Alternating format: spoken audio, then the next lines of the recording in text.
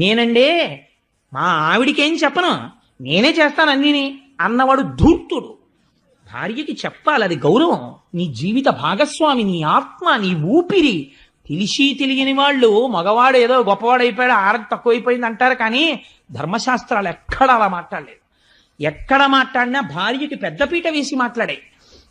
ఆయన ఎవరికి చెప్పాడో తెలుసా అండి? వీళ్ళందరూ వచ్చి ఆయన అడిగితే, సరే అబ్బాయి నేను ఆలోచిస్తాను, మరి అది కొంచెం వేడిగా ఉంటుందా, తాగితే ఏమైనా ప్రమాదం వస్తే మీరు ఏమైనా చేసి పెడతారా, అప్పుడు ఇంద్రుడికి అశ్వమేధ యాగం చేసినట్టు మళ్ళీ నాకు ఏమైనా చేస్తారా, మీతో పాటు అశ్విని దేవతలు వచ్చారా, గబుక్కుని ఇమీడియట్ సర్జన్ ఉన్నాడా, ఇవన్నీ ఆయన ఏం అడగలేదు. ఆయన ఎవరితో మాట్లాడో తెలుసండి? పార్వతీదేవి దగ్గరికి వెళ్ళి వెడితే అమ్మవారు చిరునవ్వులు చిందిస్తూ తాంబూలం వేసుకుని కూర్చుంటుంది. ఇంట్లో ఉన్నటువంటి స్త్రీ గృహిణి మధ్యాహ్నం భర్త భోజనం అయిపోయిన తర్వాత తాంబూలం వేసుకు కూర్చుంటే ఆ ఇంటికి ఐశ్వర్యం, సంతానాభివృద్ధి, మహాపతివ్రత లక్షణం.